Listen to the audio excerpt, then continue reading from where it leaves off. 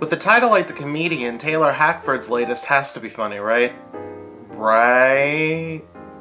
And make no mistake, this film does try its damnedest to tickle the funny bone, while also trying to be a meandering meditation on life, or something like that.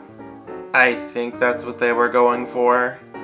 Anyway, Robert De Niro leads as the titular comedian, whose day in the sun was on an All in the Family-esque sitcom that seems to have aired within the same time period. So you're essentially talking mid to late 70s. While doing community service for assaulting someone at one of his gigs, he meets the younger Leslie Mann, whose father, Harvey Keitel, has money, and it's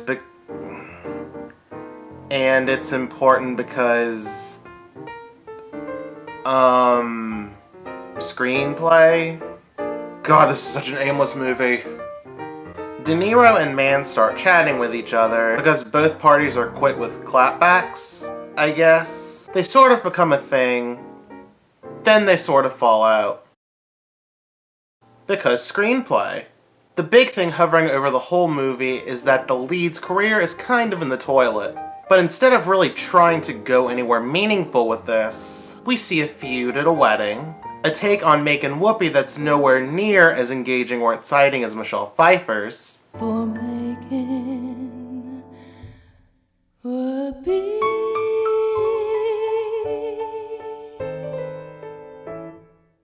The death of a legendary actress, and an insultingly manipulative third act twist. Dear God, what is it with movies from 2016 and these asinine manipulations in the third act? Like one movie in recent memory did it right. But that movie was Arrival. Arrival would have been a strong movie even without that twist at the end, because it gives you something to engage with. Generally speaking, a good movie gives you something to engage with. And The Comedian doesn't. De Niro acts kind of like an ass, because screenplay.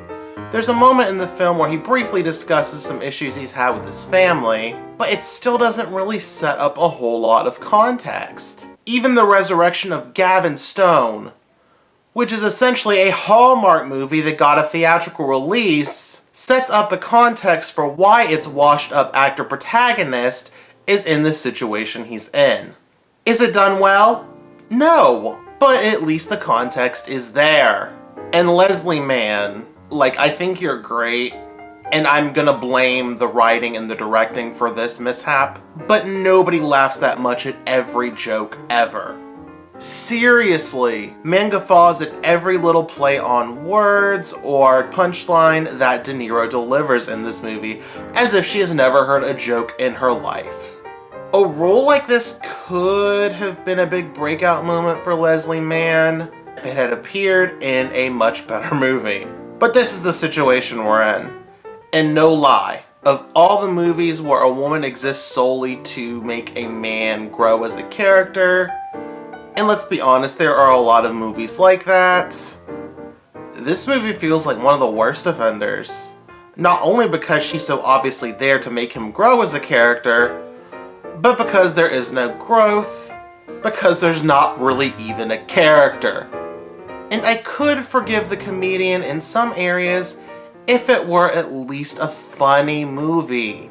But among the movie's biggest offenses is that it isn't funny when it so very badly wants to be. First, there's this idea that if you swear a lot in a movie, it's automatically funny because profanity. Now, I'm no prude. I'm not gonna pretend I don't swear. And I won't lie and say that swearing in a movie can't be funny, because it can. But the script seems to have been written as if every time someone swears it's supposed to be funny because profanity, and it's not. And then there are these stand-up scenes in the film. So to an extent, it makes sense to have scenes of stand-up comedy in this movie. But there are far too many of them, even though I did chuckle once or twice during these scenes. But then there are these pseudo stand-up scenes in which De Niro acts like he's on stage doing a stand-up gig. when he's just talking to people. It's kind of like what Woody Allen has done in a lot of his earlier work, and has had actors like Owen Wilson and Jesse Eisenberg do it in his more recent films. But sometimes it can work there because it makes sense with the character. With the character here, he just swears a lot. Profanity equals comedy, I guess. And these moments are absolutely grueling. Especially when Leslie Mann is pretending to lose her breath every other line. Both types of stand-up scenes go on for ages, and the absolute biggest offense in a comedy like this, the jokes from the actual stand-up gigs are far funnier than any of the dialogue or the banter or interactions between the characters in the movie, and said interactions are supposed to be what informs the movie, what this person is doing, why we should care, what happened to this character in the past, why is this character the way they are. This is a major problem. The comedian is at the same time too uncertain and too neat. It's too uncertain to make a point about anything. I suppose one could argue that this movie is about how people don't change, but it does not present that argument in a compelling way. And it's too neat and clean cut to function as something more down to earth than what a big studio might produce. And to that end, the conclusion wraps things up far too nicely and neatly for something that has been played so indecisively for the preceding 110 minutes. If nothing else, the comedian made me want to move to Florida. Like, this movie doesn't really have great cinematography, or even great sets, or great anything. Don't get me wrong. Leslie Mann's apartment in Florida in the movie is absolutely divine. I like the view quite a bit. That's what I've got to say, really. This movie has no idea what it wants to be. It's not a great comedy. It's a horrible character study. It's not a good actor's piece for anyone involved. I'm surprised that so many of the people who did come on board were enticed.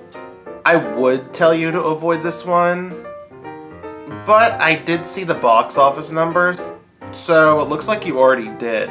Click the like button if you liked this video, and hit the subscribe button, of course, if you want to see more content from me. Thank you so much for watching, and I will talk to y'all later. Bye!